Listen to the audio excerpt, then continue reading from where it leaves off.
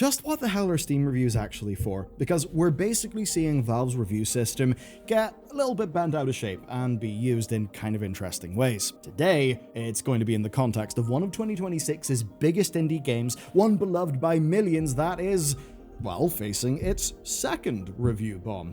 Look, I don't know what the title of this video is, but if it's the one that I would want to choose, it would just be Slay the Spire 2 got double tapped. But hey, maybe by the time you see this, they'll have been triple tapped and there'll be another review bomb.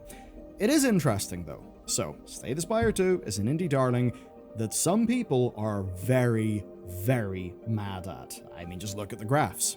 But here's where it gets a bit more interesting, because this isn't just about differences in opinion over where this game should go next. Like, say, Darkest Dungeon and the whole debacle of what the hell do we do with the corpse mechanic? Should it be here? Should it not be here? Well, it's not that simple, because this is actually an international story. It's one about political censorship and control over speech in what is one of gaming's most important regions. And of course, it's something that is influencing game development and platforms all around the world. So it's a video about Slay the Spire 2, but it's also a video about quite a bit more than Slay the Spire 2, and I feel sorry for the poor bastards at Steam. Actually, no, I don't. They're flush with cash. They're doing amazing. Steam are fine. But my god, I'm sure a few of them are having a headache over all this. Let's ground ourselves in the success of Slay the Spire 2. We really have to do that for this story to hit right, and it's insane. They had 3 million sales in the first week, an estimated 1.6 million more sales in the second week. That's mad. So the game is a complete phenomenon. It's an incredible story of a dev seemingly getting everything right. Like, it's the indie game that defined the roguelite deck builder genre, having a sequel, and actually managing to explode in popularity with that sequel. There's new gameplay, it's hitting across new platforms. It's kind of crazy. It's also not the type of sequel that reinvents the wheel just for the sake of it. It's definitely iterative, it's building on the first, adding in more things like, say, co-op play. Basically, it's just done really well. A staggering success for an indie game, humongous numbers, sales that dwarf its predecessor, waves of positive sentiment, and really, sales that are so huge that they, completely rival what many AAA releases look like. But it's also a release that's not going to send shitloads of money over to Unity. And that may seem like a total non sequitur, but no, it is actually relevant here. You see, 2 years into the development of this game, the developer Megacrit chose to switch from Unity over to Godot. That, of course, was because of the whole Unity runtime fee debacle. It really has been Unity's loss. Just think of all the licensing revenue that they could have had from this game. So, pour one out for Unity. That's not really the story of today. The story is being review bombed twice on Steam in very little time since launch, and how Steam reviews are kind of becoming no longer fit for purpose. Now, I need to get us ahead of some comments. A review bomb is any period where a game gets a huge number of negative reviews over a single topic. That's the definition that I'm rolling with here. It can be justified. It can also not be justified. I'm not here to judge, I'm here to explain. There are review bombs that I think are bullshit, and there are things that I would call review bombs that I personally think are completely justified. So, with that in mind, review bombing has happened to Slay the Spire 2 twice since launch, and I'll start with the first one, which was back in late March. Now, this starts with the developer Megacrit's post about their first balance pass. Basically, now that they were into the real business of doing an early access game and early access updates, they had things to talk about. And given they have so many people on Steam, well, they decided to use Steam's beta branch, which is a great little feature. It would basically allow them to roll out tests and experiments for opted-in users. Regular players wouldn't really see any of it. They would just get the full updates after they had already been tested. So basically, an early access branch for an early access game. Now, 1 week after the game launched, they pushed their first patch live on the beta branch.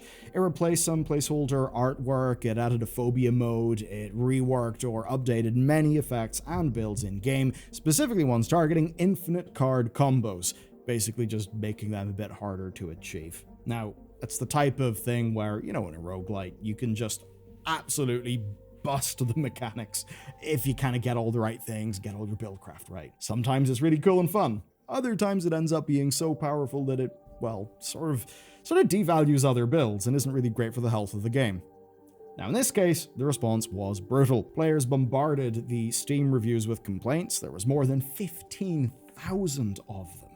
Now, they were getting maybe hundreds of negative reviews a day, since launch.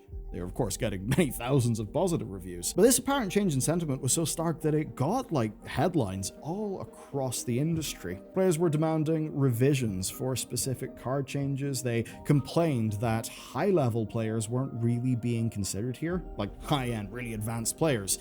Those, of course, were more the people whose strategies were relying on the said infinite combos. Now, that was the first review bomb. It was a response to them doing that balance stuff. The second then came when the patch fully rolled out in April.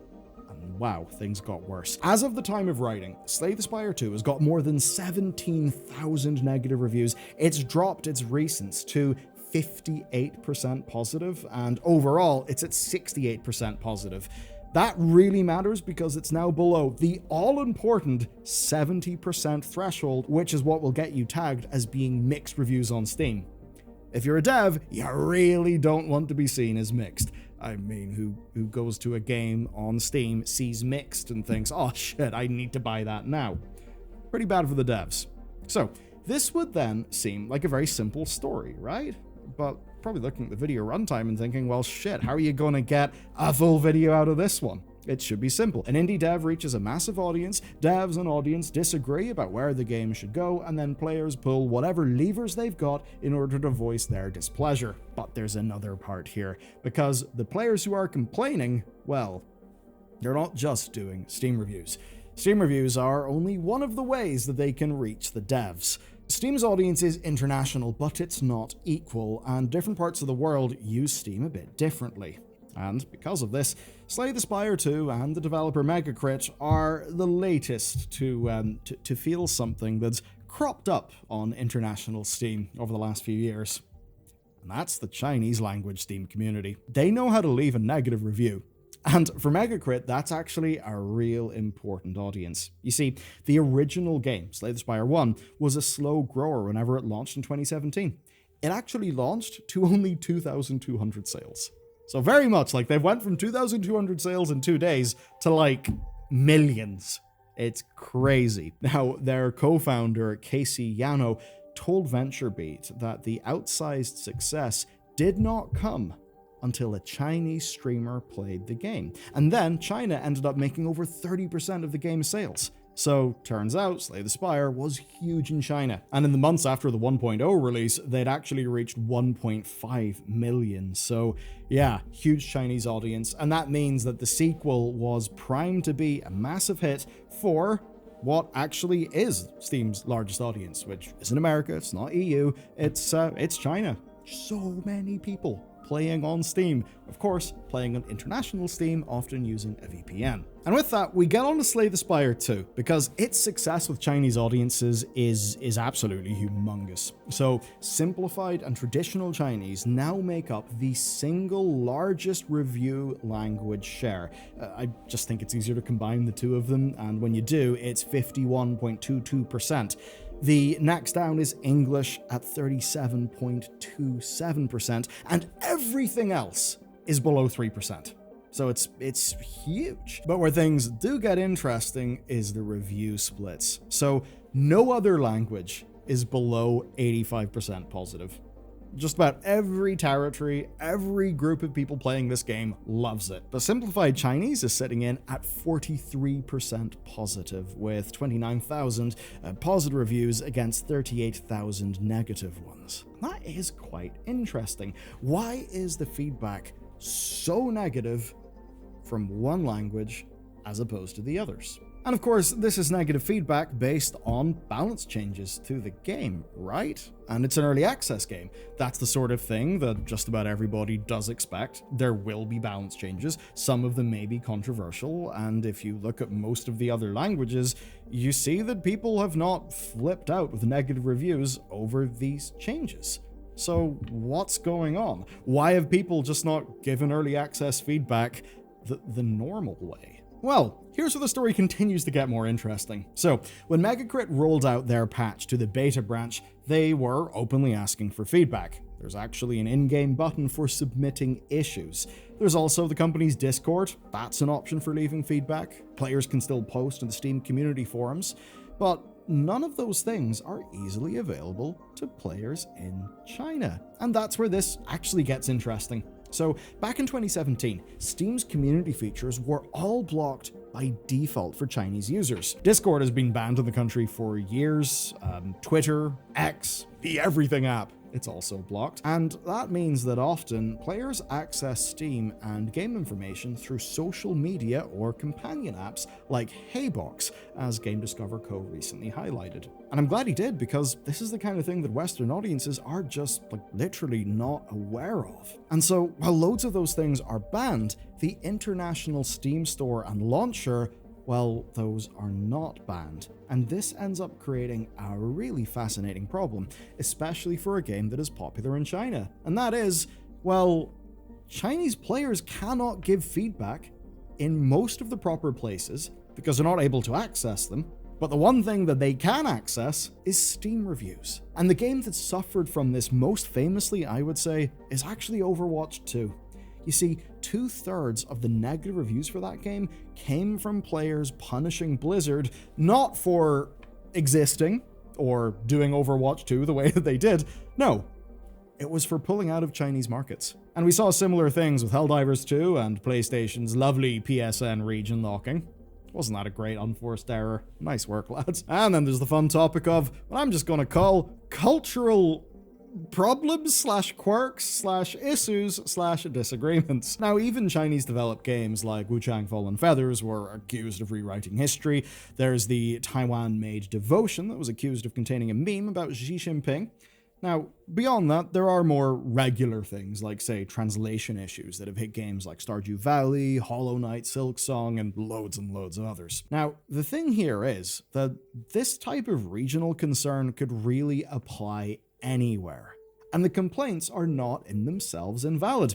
Anyone can get mad about cultural depictions that they think are insensitive, or maybe a lack of care being shown towards the translation in their language, right? But the difference here is that other regions have really easy ways to reach developers with criticism, and ones that don't involve hitting the all-important Steam review score that can literally make or break a developer on Steam. In the vast majority of regions, we can reach devs easily. In China, they can't. But at least on Megacrit's part, and absolutely to their credit, it actually seems they get the issue here. Let's talk about Megacrit's response. Now, there was an early response on Twitter that was explaining how early access works, but that may not have been the best option because, again, it was invisible to most of the annoyed players. But Megacrit do understand the problem, and they don't even blame the players. Here's what was said to PC Gamer. Quote, "I don't really get mad for players bandwagoning stuff. I think it's really easy if you're a player in America to be like, why don't they just use these systems? I don't really feel that way. It's unfortunate that they feel the only way to be heard is through Steam reviews." So that, in a way, is kind of the problem here. And he even points out that most of the complaints in the review bombs are actually what they're hearing from other languages, just that the other language ones aren't really visible on the store page's review section because those players can reach out via other means. So they're left in a strange place where they want to improve their comms channels for the Chinese region, but basically right now, no party really has the tools, and they have a lot of limitations that they've got to work around. And it is a very specific mix of things, because we've got Steam's China-based audience growing by the day, and we know from a lot of other developers, like say Remedy's new CEO in our recent coverage, that reaching regions like China is going to matter more and more because growth within gaming is basically stagnating in, I guess, like say EU, US, a bunch of places like that. You could say that we've had access to Steam for such a long time that loads of the growth has kind of already happened. But there's still loads of growth in a lot of other markets. So that's the position the industry's in, and Megacrit are doing what they can to reach people. But the bigger picture story here is what they, and what everybody else, kinda can't do. And the people they can't reach, because some of these limitations are pretty damn hard to get around. So having went through the story, I think it's hard to argue that Megacrit have really done anything wrong here. They're balancing their own game in early access, they're using Steam's tools the way that, well, Steam intends those tools to be used. Their Chinese players are using the one channel they actually have available to them to directly get heard by the devs. So in a way, you can sort of say that everyone involved is acting reasonably enough from their own perspective. But the problem is that even though everyone's acting reasonably enough, it still adds up to a total shit show. A game made by an American studio published on an American platform where the biggest audience is Chinese, and that Chinese audience basically can't really communicate back properly.